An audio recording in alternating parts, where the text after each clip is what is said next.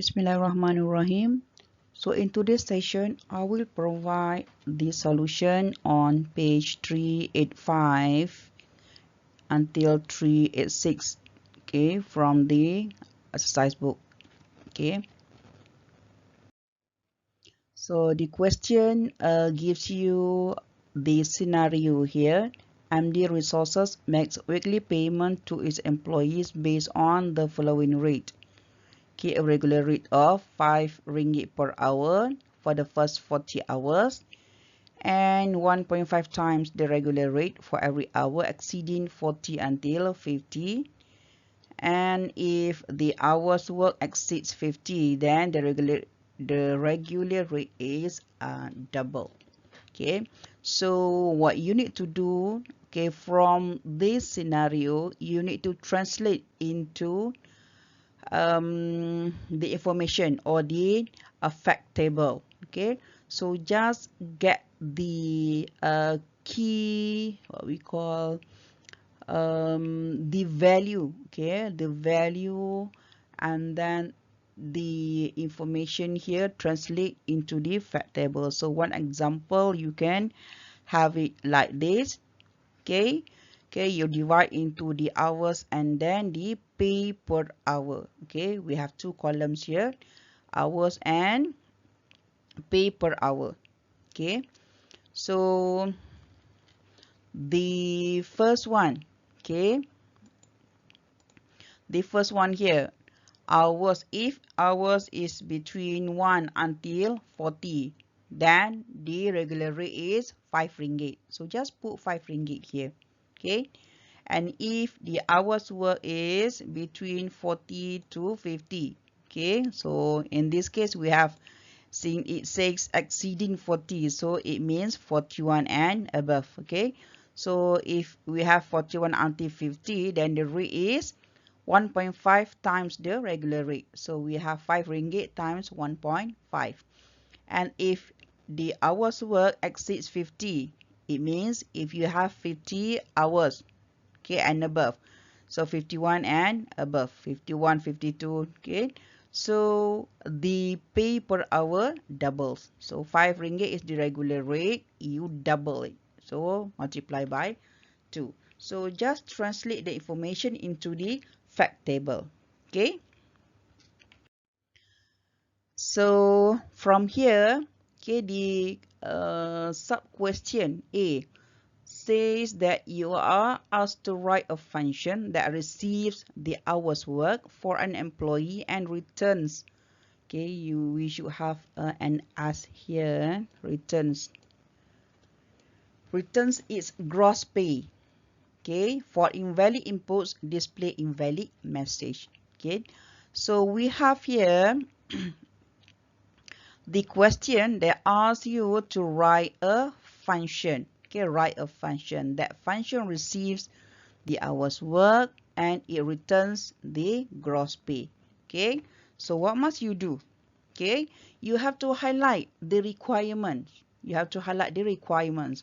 So that function receives the hours work. So you see the keyword receives means you have to have the parameter. Okay, remember the use of function. Okay, the parameter. Okay, how does it look like? Okay, in the bracket, right?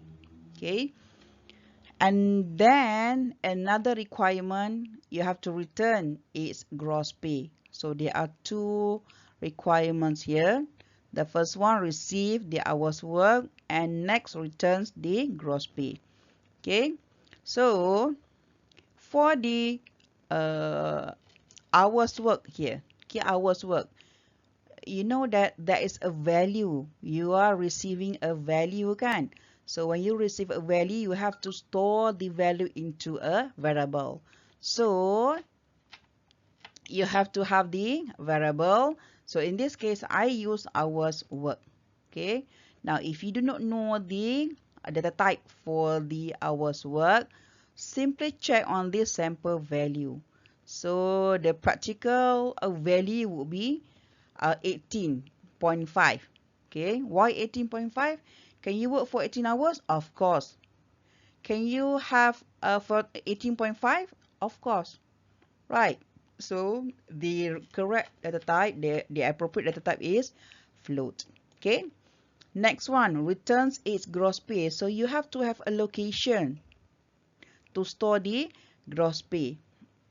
So I have used here the variable, okay, or the location name gross pay. So if you are not sure about the data type, then check on the sample value. The gross pay is, for example, 2,500. Okay, can it be 50 cent?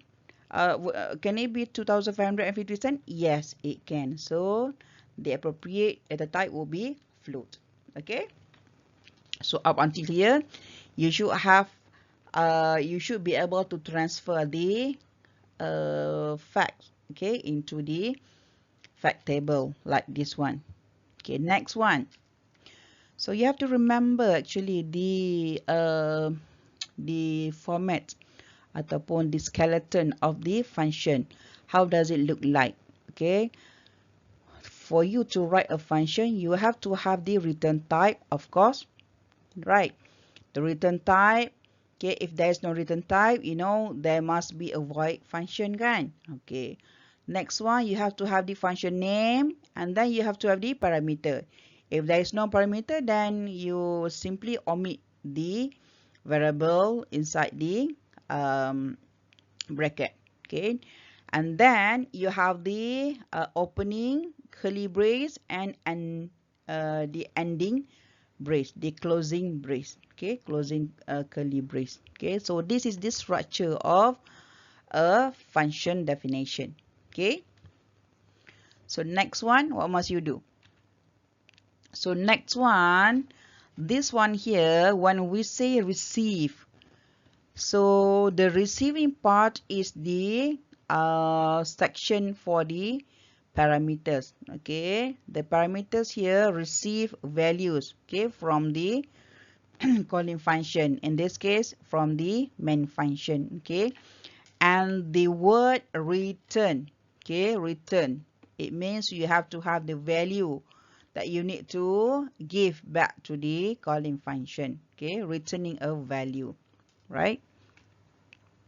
So in this case, when you check on the keyword here, returns is gross pay.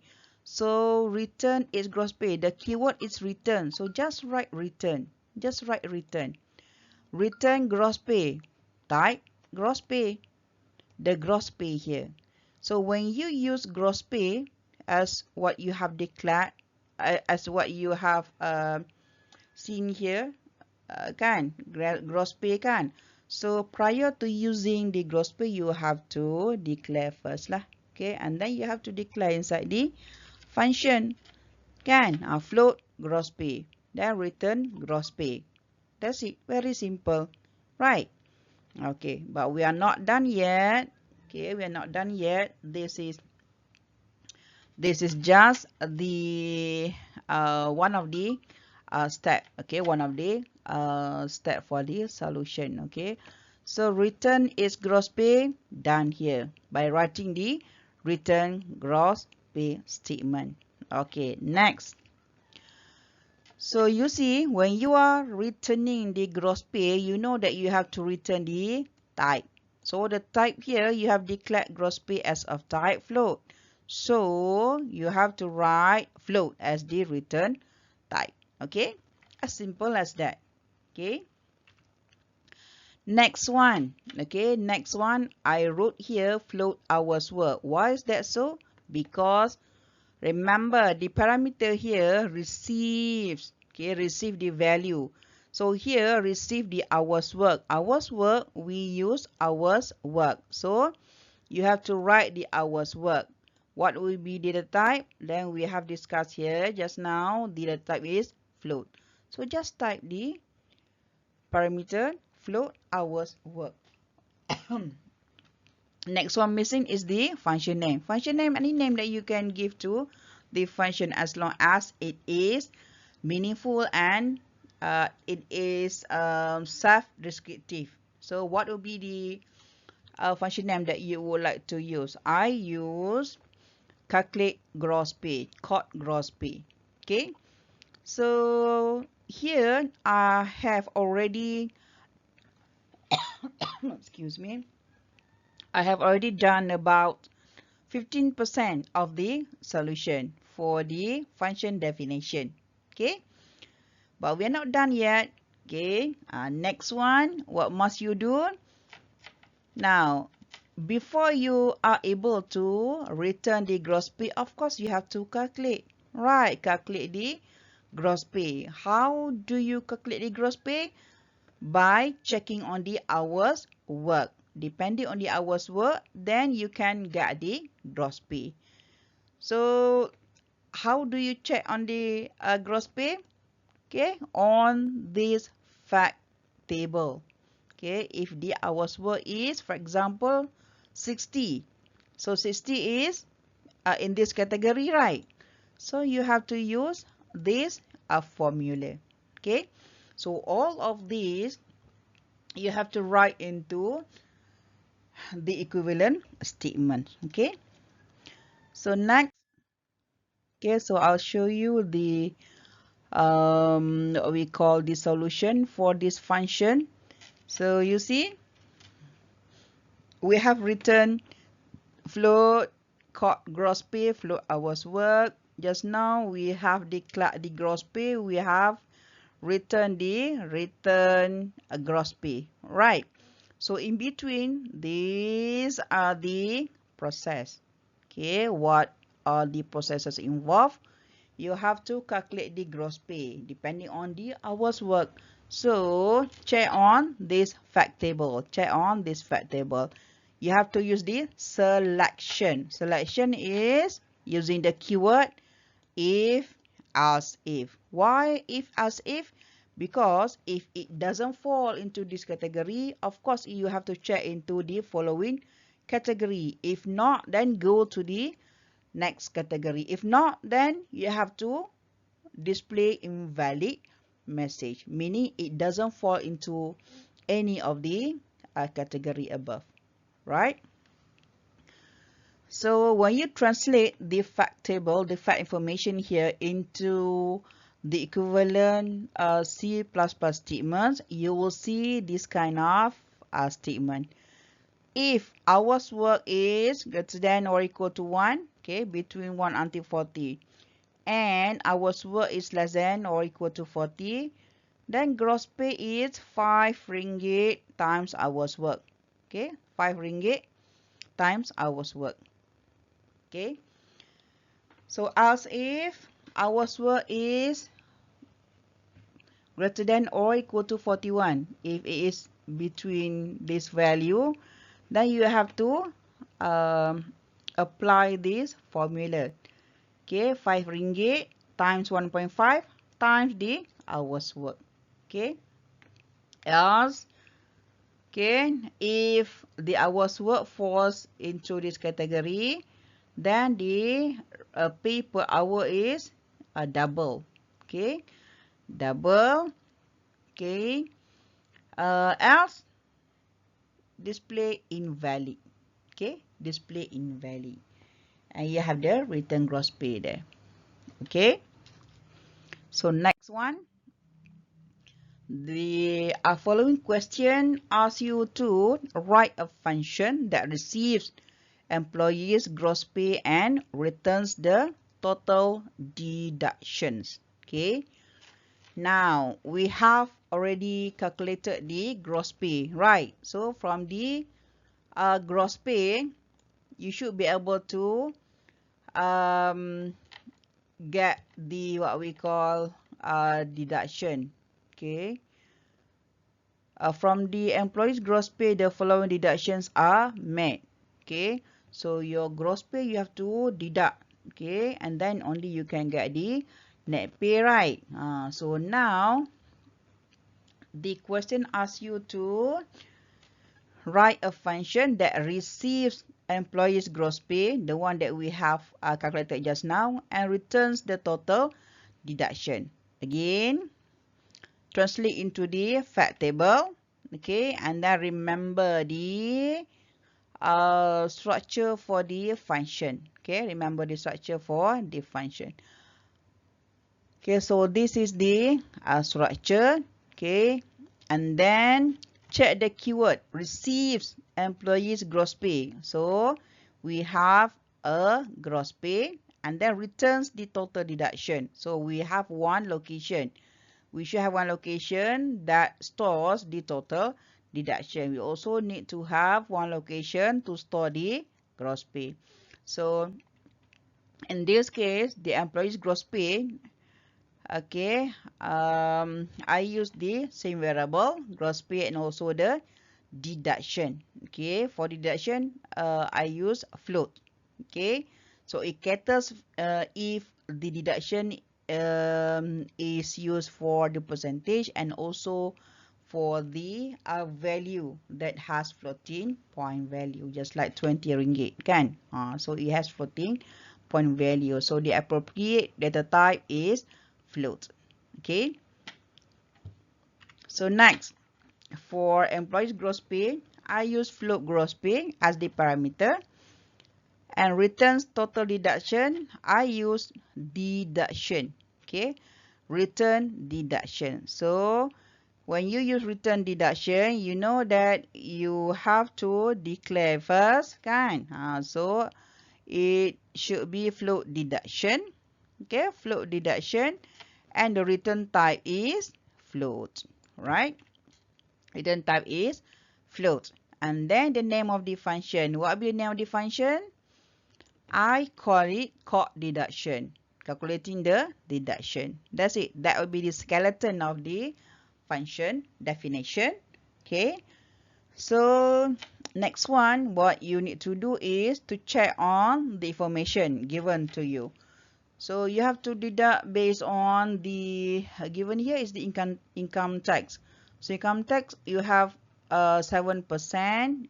You cannot use 7% as 7, and then the symbol here you have to translate into the 0.07. Okay, and you have another allocation, okay, or the variable called WSP, can, which has the value 0.09. Okay, and then club rakan setia, okay, it has the value of 20.0. Okay, so you have to translate the information here into the statement like this one. Okay, so next one. I give you the solution. Okay, I give you the solution. So we have declared just now the float deduction, and then we use the income tax, WSP, club, just like what I have shown you, okay, just now. Now, how do you calculate the total deduction? The total deduction is, okay, whatever value you have for your income tax plus whatever value that you have for WSP and also the club, 20 ringgit. So you add up all of the deduction, it becomes the total deduction, right? And then you have to return the deduction. So in this case, your deduction is, okay, income tax, which is 0.07 times gross pay, okay, and then 0.09 for WSP times gross pay and plus the 20 ringgit. So that goes your deduction. So you have to return the deduction to the calling function. Okay. So we are done with the called deduction for question part B. Next one. Next one, C. Okay, the question asks you to write the main program. Okay, we have lots of requirements here in the question. Okay, it asks you to write the main program that requires the user to input. So you see, you have to check, okay, on the requirements here. Okay, you have to, for example, identify the processes involved: input, process, display, okay, and then also the variables involved: employee IDs, hours work. Those are the locations needed to store values. Okay, what else? Gross pay, deduction, net pay, the keyword input, calculate, display. Those are the important keywords. Okay, you have to highlight, right? And then you have to translate into the fact table like this one. Okay, for the input, okay, see input employee IDs, I use MID as the variable name. Now check on the data type. Okay, I might have a sample value like A1111, which of course because clearly denotes the string, right? So I can use string data type. Okay, hours work, I can use hours as the name of the variable. So what will be the sample value? Like 2.5 hours, 20 hours, 60 hours. Okay, 60.5 hours. Okay, it can be those values, right? So the appropriate data type will be float. Okay, so next one, output. So whenever you see the word display, okay, the keyword display, then translate it into output. Okay, output the gross pay, output gross pay, output deduction, output net pay, output.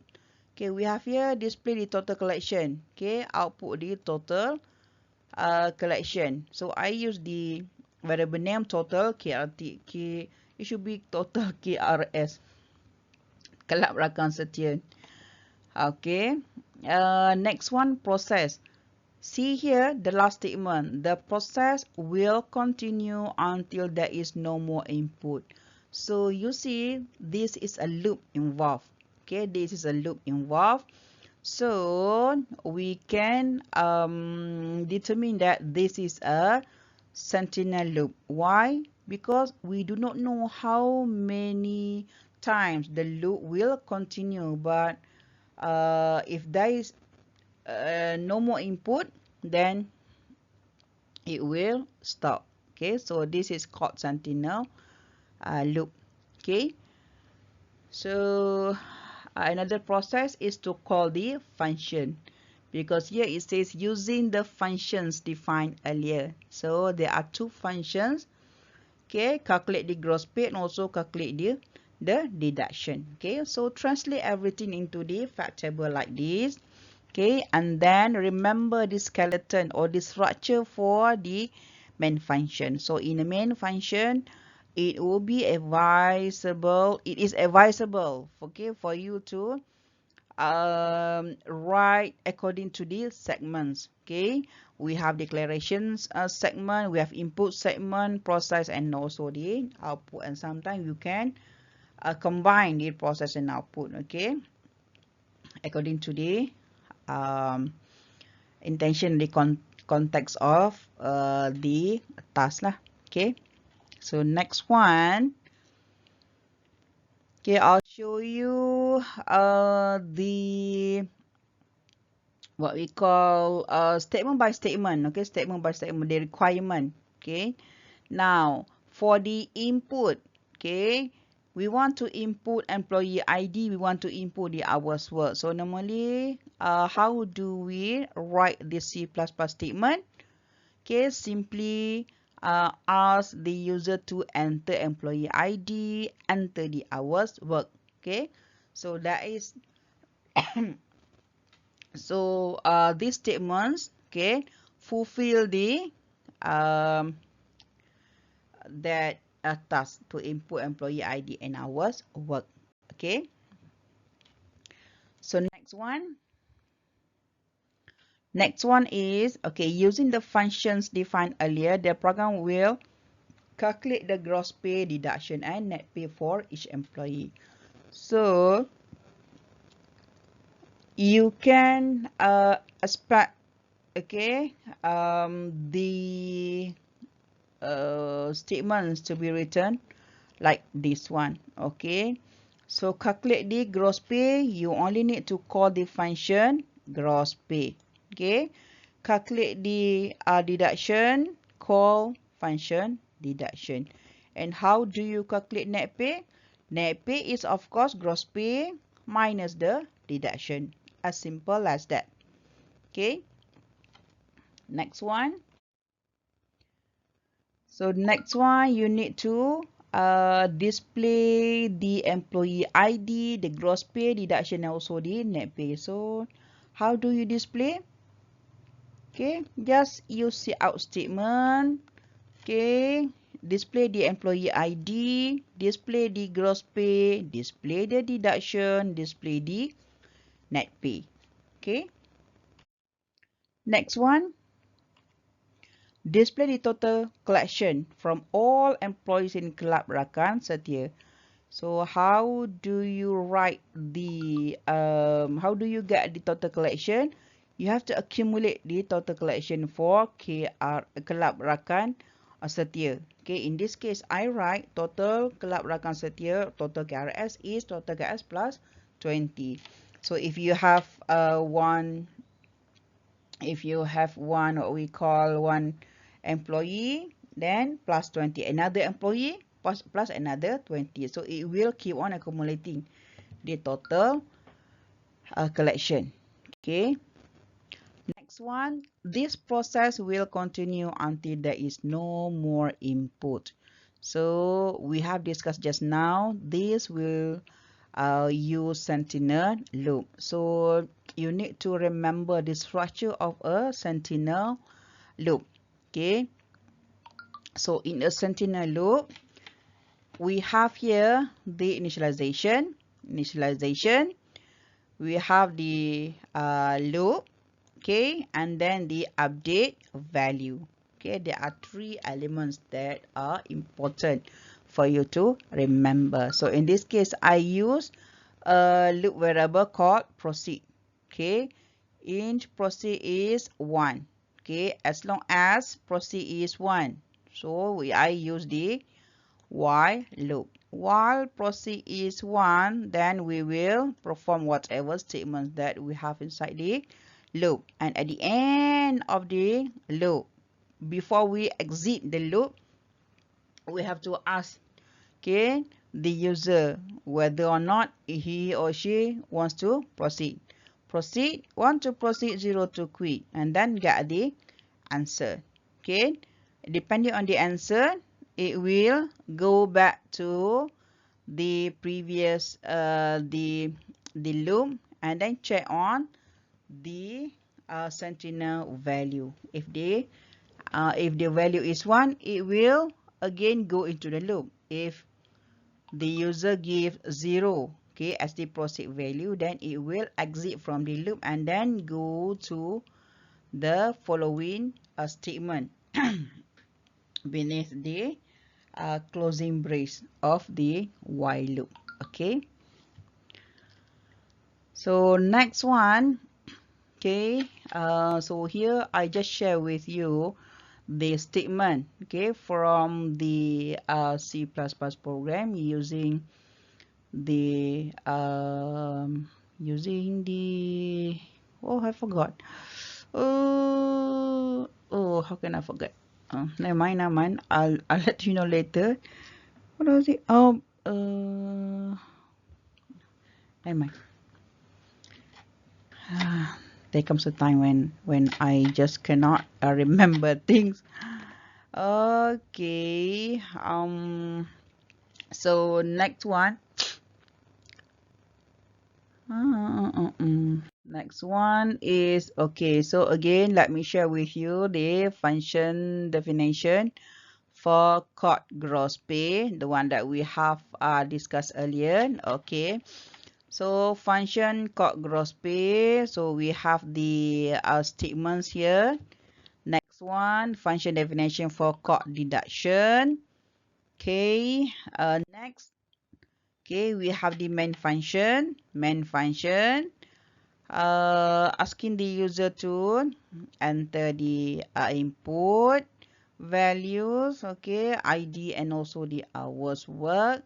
Okay, and then calculate the process using the function calling the code gross pay, calling the code deduction, calculate the net pay, and then accumulate the total collection for Club Rakan Setia. Okay, next one.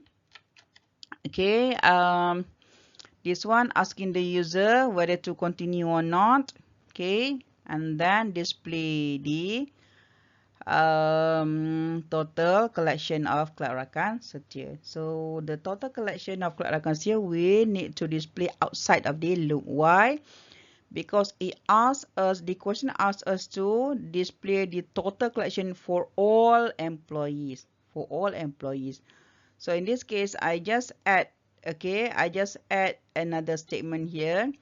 There are, because I want to know how many employees we have processed so far. So I use the variable count to count the number of employees. So whenever we go into the loop, then whenever we go into the loop, I add the counter. I increase the counter by 1. Okay. So next one. So here is the sample output. Sample output. Enter employee ID. I use 1, 2, 3. Enter hours work 50. So it gives me the summary. Wages for employee number 1, 2, 3. The gross pay is this, and the net pay is this. So it asks me again, continue to next employee. 1 to proceed, 0 to quit. So I type 1, meaning I want to proceed to the next employee. Another employee ID is 456. Okay, hours work is 60. Okay, and then you will have the values. Okay, continue to next employee. I choose to quit. So I type 0. So when I type 0, the system displays there are 2 employees. Okay, total collection of kelarakan setia is 40 because we have 2 employees, right? For 1 employee has to contribute about 20. So 2 employees, 40. So that's it. That concludes the solution on page 385 until 386. Okay, thanks for watching.